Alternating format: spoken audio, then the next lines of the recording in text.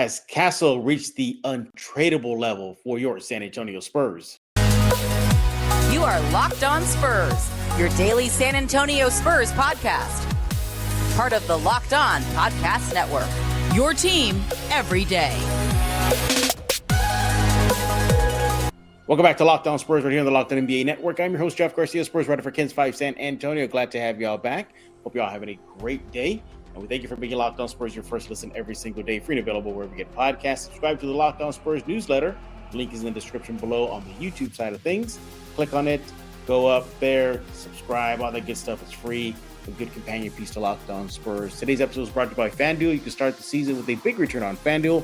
New customers can place a $5 bet, and you'll get started with $150 in bonus bets if your first bet, or your first $5 bet, I should say, wins. So you want to go to FanDuel.com to get started. What are we talking about today? Has the young rookie already solidified himself as an untradeable, untouchable player on the roster as the rebuild continues? And they're going to be looking at tonight's game, Spurs and Bulls. I think maybe the Spurs should win this one, lose it. I don't know. Either way, it's good for the Spurs. We're going to be discussing what those two teams could be seeing on the court later on tonight at the Frost Center. But yeah, Steph Castle, huh? Pretty cool kid, huh? Pretty good. Just 19 years old and is already wrecking shop in the NBA. Just overall, about 11.5 points per game, 2.5 rebounds, 3.7 assists. Look, the Spurs are still in a rebuild, and they're trying to get pieces around Wemby. So they got the big one down already. That's Wemby, check. But on the checklist, can they now tag on there the guard of the rebuild? We're going to be discussing that with my guest. He is back, everybody. KENS 5's very own, my good friend, Casey Vieira, back here on Locked On Spurs. How you doing, Casey? Great. Not as good as Spurs fans. Yeah, how they're feeling about life these days. By the way, you're untradeable from Locked On Spurs. I don't think I can get a good deal for you. You know, if a podcast deal was going to be offered to me, I couldn't do it. I couldn't pull the trigger, Casey. You are a horrible barter then. But the only thing I can say to that, if I got a case of beer and some Fritos for you, was that a good deal? depends on the beer. I see. Yeah, good point. Good point. Yeah. All right. Make sure to follow Casey on X at Casey_Vieira. And again, he is the KENS 5 weekend sports anchor, holding it down on that sports desk Thursday through Sunday. Why is Casey here? We're going to be discussing Castle. No, not the house that Casey lives in. That is a castle. Stephon Castle, the rookie guard for your San Antonio Spurs. Hey, Casey, look, the Spurs are still in the rebuild. Technically, they're not out of the woods yet. They're getting there. They're little by little, baby steps. We're seeing progress collectively from the team. The record reflects that. An 11th win already.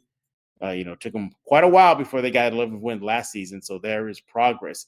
But another thing they got to monitor is the makeup of the roster. Who is going to be filling out that roster with Wemby moving forward? And then you have Castle, number 4 overall pick last summer, doing some good work on that court, getting recognition, whether it be in the NBA rookie ladder, whether it be nominated for the NBA Rookie of the Month award. He's opening eyes, but is he there yet? Is he now? Are you willing to say, Casey, he is untouchable / untradeable as the rebuild continues? Your thoughts? No, but we're almost getting there to that point. I still think the sample size is too small. I still need at least half of a season before I'm really jumping out the window here and firmly committed to that. So right now, in the middle of early December, I would say he's not untouchable, but he's looking like he's going to be a part of this team and he's going to matter for a significant amount of time. And I say that from the standpoint that, are we looking at the next top 10 player in the league? No, I don't think it'll pan out to that even after 20 games. But are we looking at a guy who is only a handful of games into his professional career and already shown that he belongs and has already shown that he's a hand-in-glove fit with Victor, which is not easy. I mean, how many times have we got? You just said it yourself. This how many times have we found ourselves just saying, "Oh, does this guy fit with Victor? Does this guy fit with Victor?" There's just so much of a novelty when you get these guys who do, and they do it very well. And if you can find someone so early in the process who has done that job, who has shown that, and has shown strides so early in his career, that's even though we get so wrapped up in as basketball fans and lists and things like that, top 15, top 20 player, it's too early to put that label, and probably too ambitious as well, but untradeable in the sense that you don't know that you're going to find guys who fit as well around Victor and just schematics and what he does.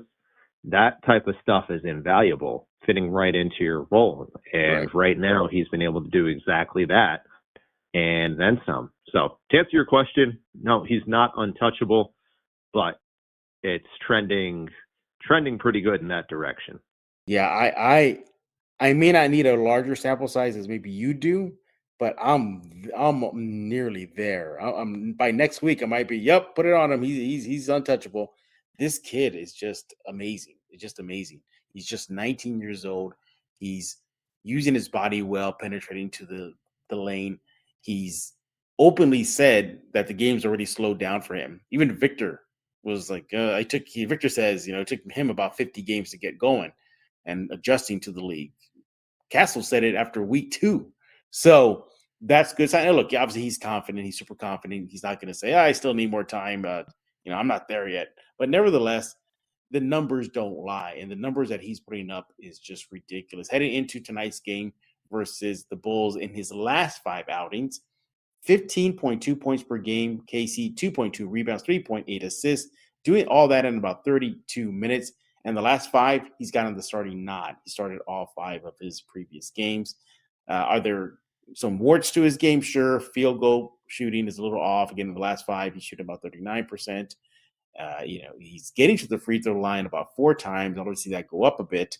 But know what this reminds me of? And, I don't think we knew Tony Parker was going to be Hall of Fame in his rookie season, let alone his sophomore season. But you saw the fit with Tim Duncan. It's eerily similar here. We see the fit with Wemby, and moving forward, the Spurs are building something here. It's eerily similar to the Big 3 era. They drafted Timmy. There's your generational player. Check. What next? Oh, we need a guard. All right. Well, let's run the table on this kid out of France. Late first rounder. We'll check him out, and it worked. Who knows? Right. Maybe Juan Nunez is their Manu Ginobili being stashed away right now. But nevertheless, you're kind of seeing the similar pattern here. I think the fact that he's starting in his last 5, he's closing out games, he's defending the opposition's best player on the perimeter. I think if anybody comes knocking on the door this trade deadline, the Spurs are going to say, hell no. Unless it's obviously something's going to floor them, like a la the DeJounte Murray deal. But outside of that, I don't think the Spurs are going to bite this year, sophomore season, third year, moving forward. Casey, your thoughts?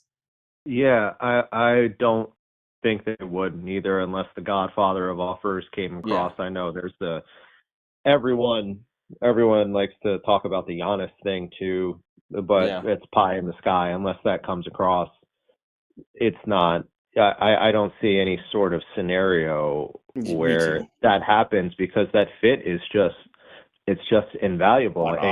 Like you said that you made the Tony Parker Ginobili parallel. At any point in their careers, would you say Tony Parker or Manu Ginobili was a top 20 player in the league?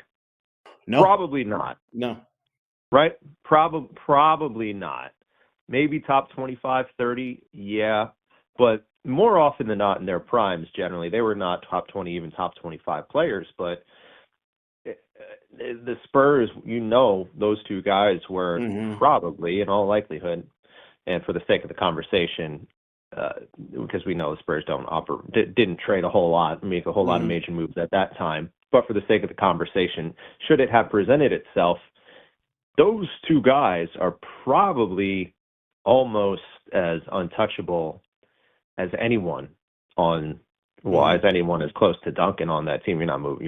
Not moving Duncan, but and I think the same kind of applies for where Castle is at right now. I really do.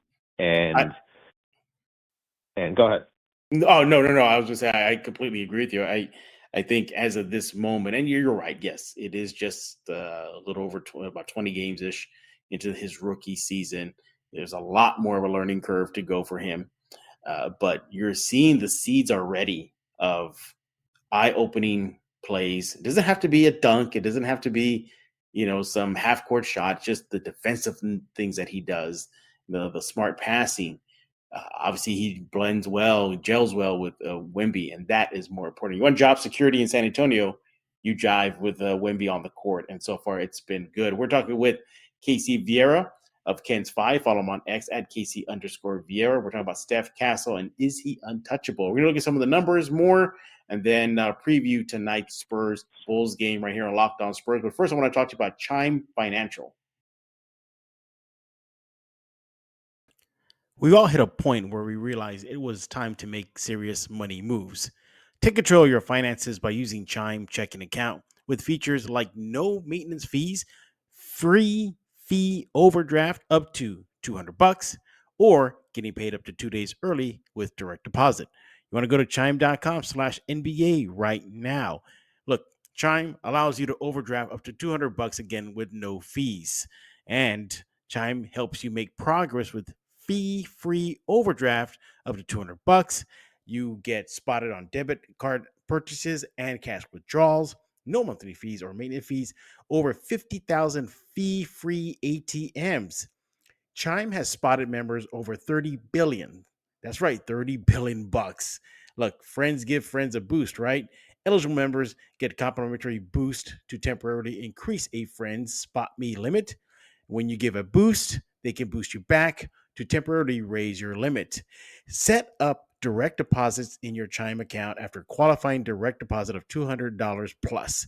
Chime will notify you to enroll in SpotMe. With an activated debit card, Chime will spot you up to $200 when you exceed your balance. Your next direct deposit is applied and to your negative balance. Chime will never charge fees or interest for using SpotMe. Make all your finances a little bit greener by working towards your financial goals with Chime. Open your account in 2 minutes at chime.com/NBA. That's chime.com/NBA. Chime feels like progress. Banking services and debit card provided by the Bancorp Bank NA or Stride Bank NA. Members FDIC. SpotMe eligibility requirements and overdraft limits apply. Boosts are available to eligible Chime members enrolled in SpotMe and are subject to monthly limits. Terms and conditions apply. Go to chime.com/disclosures for details.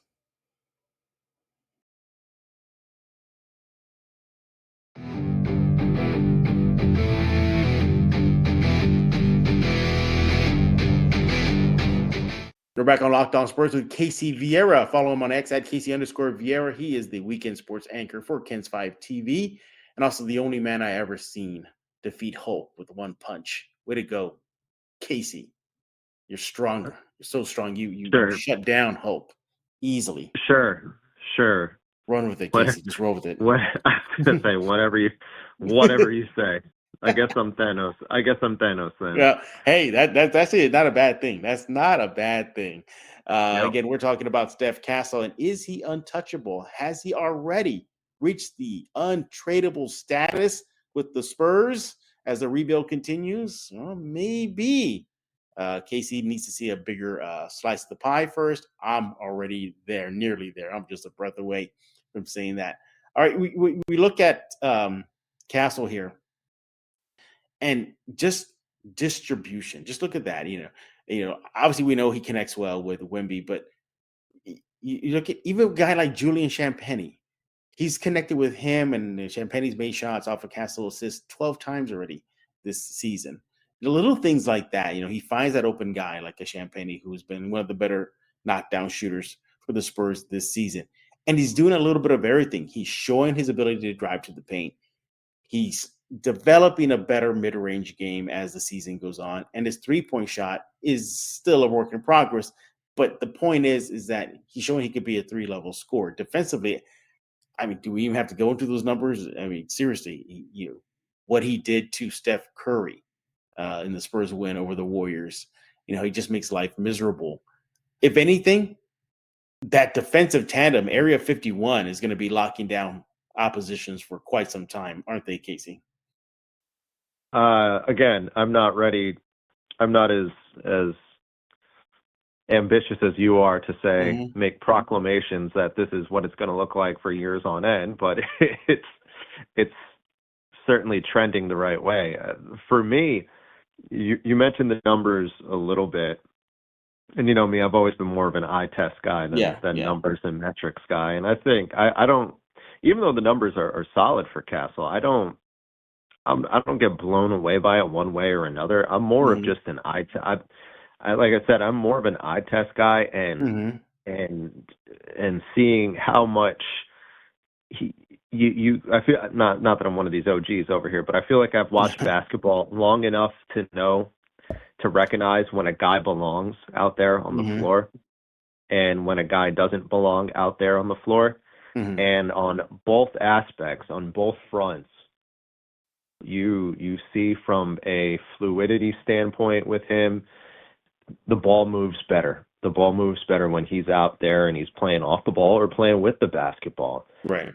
The confidence is there. I think we talked about it once already. I thought one of the more impressive games that he had this year was the Oklahoma City game, the second one, the national TV game in town, because he did not start that game particularly well for the first half, really 2.5 quarters of that game. And a lot of young players, they play poorly in that first half, 3 quarters, and they've checked out by the time the end of the game rolls around. They're sulking, they look worn down. It's not happening. He never wavered, this kid. He never wavered. He was confident the rest of the way. And what happened down the stretch? A couple big assists, the big block on SGA towards the back end of the game. And for me, that was so far one of the big, forget the numbers, forget the Jazz game. And that was one of the big standout games for me this season from the eye test perspective, because he looked like a guy who's belonged. And that's so much of a hurdle for a rookie's second-year players to figure out that identity of how they fit in, how well they belong. And not only a testament to him, but a testament to the coaching staff for getting that part right, which has not been an easy process, as we know, beyond the Victor era, the past, honestly, if we're being honest, half decade of trying to get these guys into roles and fit right away. And with the exception of Victor, of course, I think of any of the younger guys that they have had over the past 5 years, these first, second guys, they haven't had anyone this immediately fit into their role so seamlessly like Castle has. They haven't. You just look at what they have currently on the roster. Sohan, I mean, we're in year 3.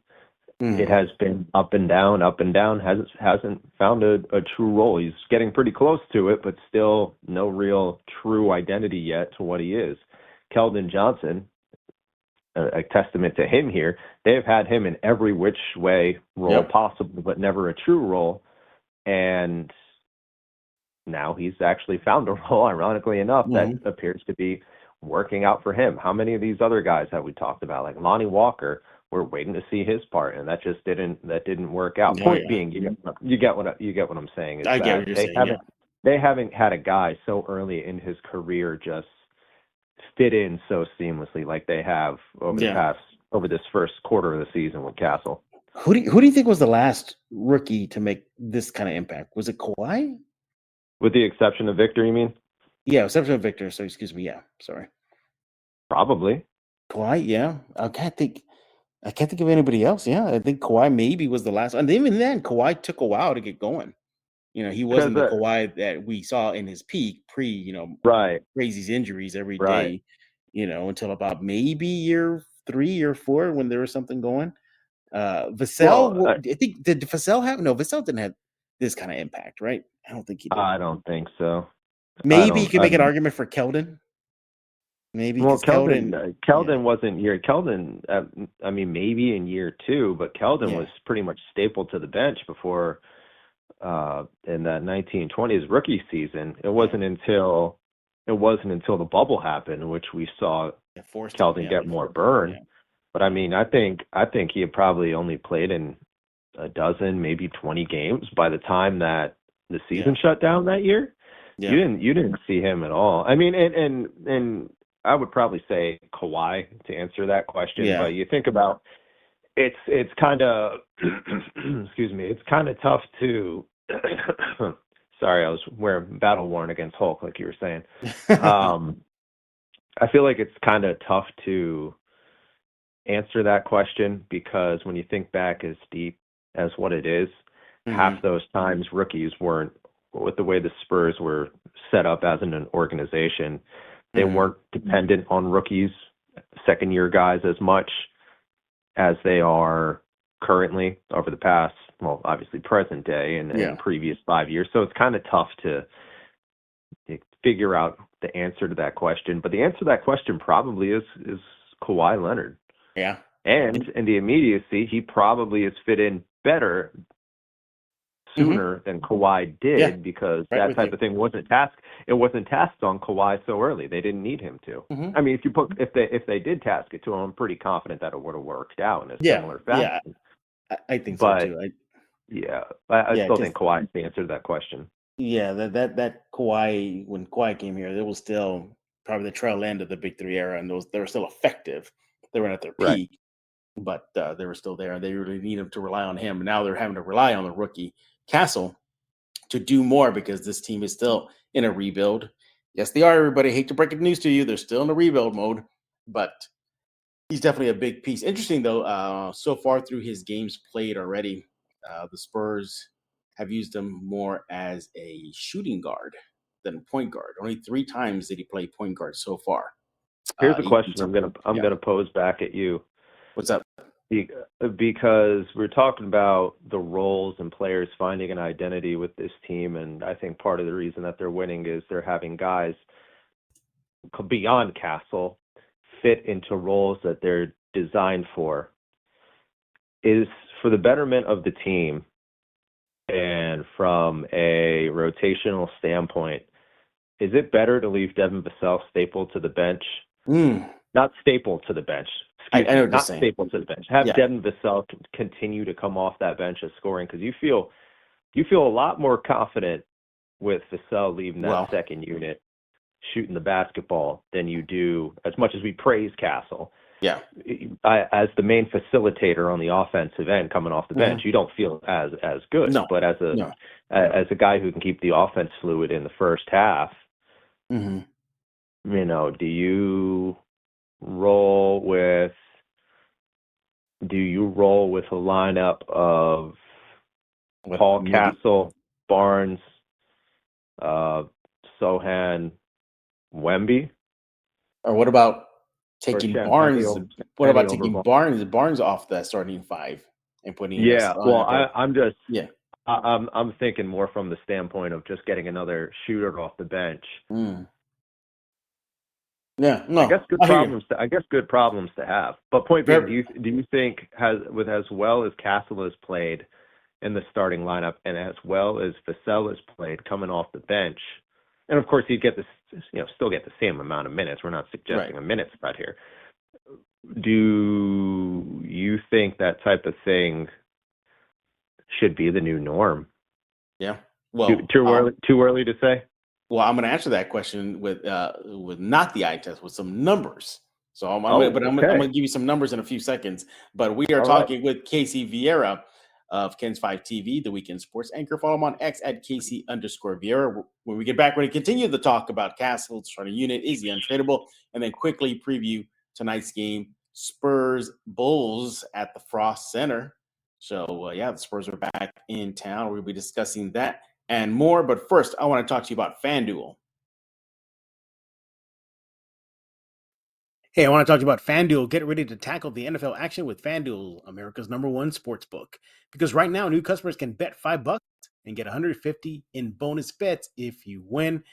The FanDuel Sportsbook app gives you everything you need and the place where to place live bets on the NFL all in one place. So you get a hunch in the middle of a game. You can check out the latest stats, view live play-by-play, and so much more on the same page where you place your bet. Just visit FanDuel.com right now to join today. By the way, the app is very easy to use, user-friendly. It's very intuitive and not hard to navigate whatsoever. Sign up is easy. Hey, look, NFL action, as mentioned, is underway. NBA action is underway. Your Spurs are underway right now. What more do you need? Go to FanDuel.com right now to join today. You'll get started with $150 in bonus bets. Again, $150 in bonus bets if you win your first $5 bet. All that takes is just for you to go and sign up right now. That's FanDuel.com. Never waste a hunch and make every moment more with FanDuel, an official sportsbook partner of the NFL. Hey, this is Hot Rod. And I'm RC from the Cybertron Spring. And you're listening to Locked On Spurs with Jeff Garcia. We're back right here on Locked On Spurs with Casey Vieira. Follow my next at Casey_Vieira. And we're talking Steph Castle. Is he untradeable? Should the Spurs move him away from that starting lineup? And in just a few seconds, quickly preview tonight's Spurs-Bulls game. So you were talking about before the break that starting five, that starting unit. What do you do? Vassell's back. He's good to go. He's been playing great. I mean, probably one of the rare good things came out of that Phoenix loss. But, heading into tonight's game, a lineup of Barnes, Castle, Champagnie, Paul, and Wembanyama. Obviously, you're starting five. That's been doing it since day one. 143 minutes together. They were a plus 58 on the plus minus, and that unit is considered one of the best in the league. Interesting, though, the top three units do not involve any type of Wemby, Vassell, or Sochan pairing. The second best unit, Casey, is Champagnie, Paul, Wemby, Blake, Wesley, and Mamu. That's good for a plus 25. Now they only played 28 minutes together. But then you go on and say the third best unit is Champagnie, Paul, Keldon Johnson, Wemby, and Branham. They played 11 minutes together. That's still a plus 20. Is into the fourth lineup of Barnes, Paul, Keldon, Wemby, and Sochan. They played 26 minutes together. They have a plus 15. So we're just looking at plus minus of which team is more effective out there. Interesting that not one of the top three have Vassell or Sochan. So my answer to your question is, I don't know if the Spurs should try to fix what's not broken. If Barnes, Castle, Champagnie, CP3, and Wemby works, you keep on doing that. I mean, why tinker with that if the numbers and the eye test show you otherwise? And, for outside of that Phoenix game, the competitiveness is there. They're coming back from a deficit. They're winning. They're getting win streaks now. They're not getting losing streaks as often as not last year. So, Casey, don't try to fix what's not broken. What do you think? Early data that you just threw at me appears to suggest that, right? Yeah. I mean, the data does show it. The data does show it. But then do you really want to have what your two high-priced guys coming off that bench? I mean, sure, they're going to do it for the team, and what do they care? They're still going to get that paycheck at the end of the day. But, there's that. And, talk about firepower. If they keep Vassell on that bench, can you imagine the firepower coming off that of Sochan, Vassell? Right. The list goes on and on. Right.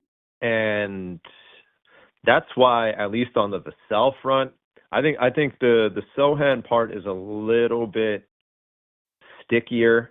Mm-hmm. Because I think Sochan presents, well, I don't think he's the fit offensively that Harrison Barnes is when Wemby's out there, because Wemby needs those spot up shooters out when he is out there on the floor who can create more space, and that's a strong suit of Harrison Barnes and not one particularly of Jeremy Sochan's.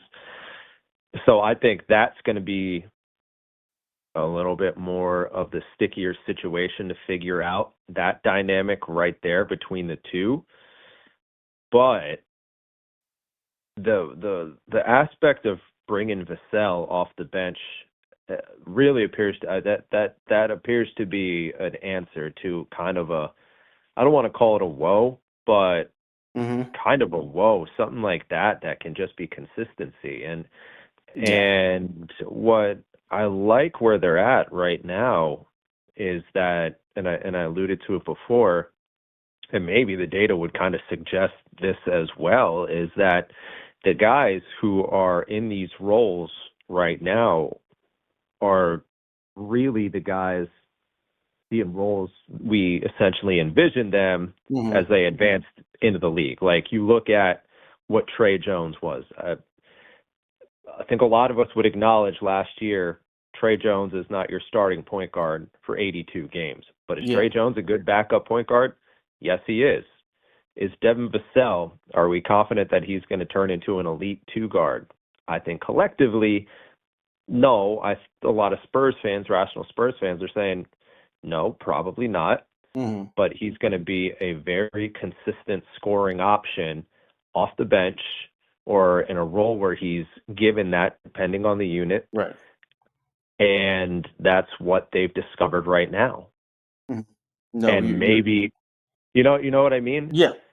Like this appears they're putting these guys, and a lot of it again is a testament to the coaching staff for finally kind of biting the bullet and acknowledging it a little bit more, in addition to the Chris Paul signing as well, because a lot of it circled around just the point guard spot, not having one. But I think for the first time, really, since the higher end, the better side of the DeRozan Aldridge era. So what's that? The 18-19 season. You've seen guys falling into the situations that best maximize their skill set, and I think that's why it's producing. Point being, back to the original point here, if this is what is working to maximize everybody's skill set, what it is, why break it up because of the name on the jersey? Why break it up? Yeah. Why break it up because of who's getting paid what, who's getting paid more? All these guys that we're talking about, none of them are top 20 players in the league. Right. Yeah. None of them have the clout to stand on the weight of, hey, I'm Casey Vieira. I'm a top 20 player in the league. I should not be coming off the bench. Yeah, I should be starting. None of those guys. And if they are standing on that weight, then that's more so an indictment on them, because nobody on this team right now has proven that. But if they can find themselves in a spot where they can set up, maximize their skill set, and everybody can do that, which it seems like they're doing. If I'm Mitch Johnson, I'm that staff. Tough conversations have to be had about maintaining it, and sticking with it if it's working, not breaking it, because it seems like they found something here. Yeah, they definitely did. And I think what you see in that best unit the Spurs have is just Wemby surrounded by role players. They just know their role, and that's it. They're not guys that are looking for their shots that maybe want to show that they are the guy. No, I'm not trying to say that's what Vassell and Sohan are doing, but there's only one mouth to feed in that unit. By the way, off the bench, 7 games for Vassell, 23 minutes, close to 18 points per game off that bench, and giving you about 1.4 rebounds, 3 assists, and he's connected on 53% of his shots. So that's a nice little punch. You have come out here today on this episode. You have had, I can't remember the last time I've seen you so prepped with data to acknowledge sentiments. By the way, we lost track though of the topic of Castle untouchable. Right. But I mean, we haven't, because like part of the reason we can have these conversations though is because Castle has fit so well into his role. Yeah, exactly. Yeah, and you mess it up, and how valuable is that part in itself? I think ultimately, look, Castle's name is not Wemby, obviously. So, but if he continues gelling the way he's doing with Wemby, because again, they're trying to build a roster around Wemby, and they got seemingly 2 pieces now. I think that's going to make him elevate his name up to either high sticker price or untouchable. But we shall see. We shall see. We're up against the clock here, Casey, but we got to look at tonight's game. Spurs Bulls. So the Spurs win this one or lose this one? Either way, the Spurs and Chicago will meet in the Frost. Look at the last 10 meetings with the Bulls. The Bulls are 6-4 in their last 10 versus San Antonio, and they've won 4 straight. Different team, yes. Different team than those previous 10 times. Yeah. And last season, the big DeMar DeRozan. I was going to say big DeMar DeRozan not involved in this year's equation anymore. Exactly. And, well, if that's the case, then you still got to look out for Nikola Vučević.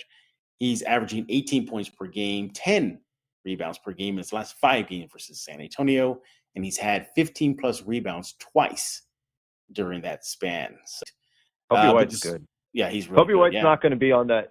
Someone's gonna overpay from a trading away standpoint, give up standpoint, and so there's a contender who's gonna need Kobe White at the deadline coming off the bench or just an additional scoring role, and there's going to be the Bulls are going to get it if they do it right, because I know the Bulls haven't done that recently, but if they do it right, they can get a nice package for him.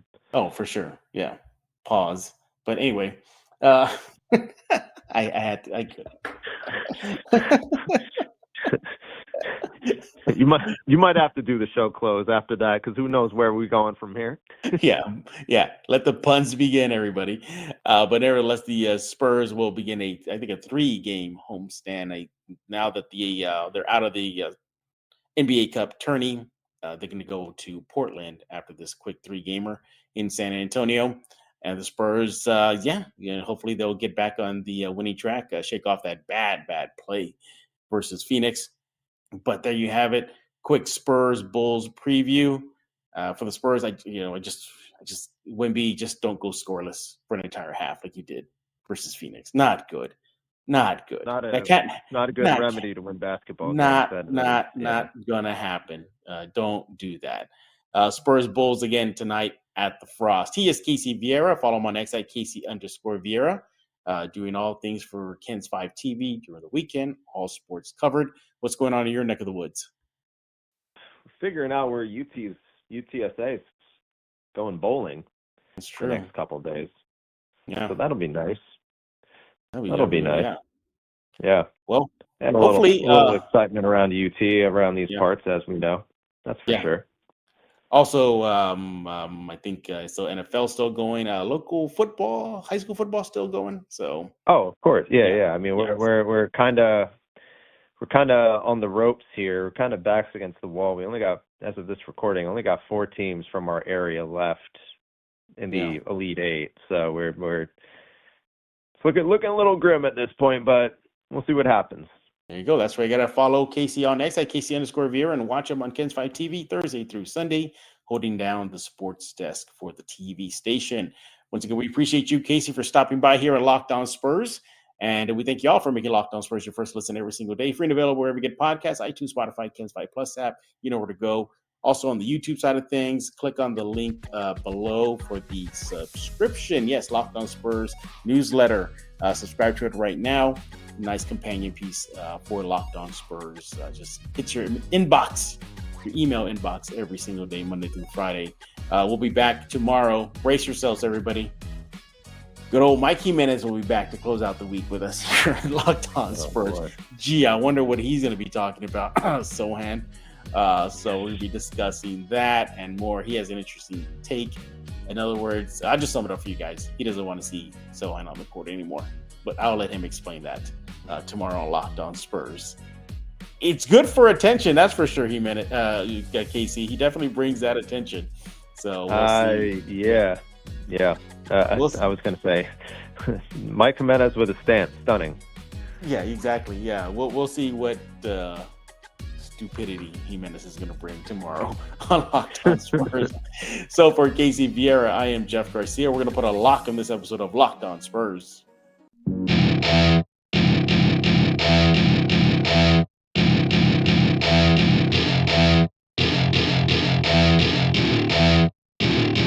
Welcome to my party, we're just getting started. A life is a dream or a nightmare scarring. Hand me a drink cause I think I'm going all in. Get me a shrink who can catch me when I'm falling. Cover up my scars, flip the handlebars. Crashing in my car, wake up in a bar. I'll be a superstar, just on my avatar. This world is so bizarre, empty out the reservoir. Yeah, I'm taking 6 shots, yeah, straight to the face. And I wanna get lost, I'm sick of this place. Don't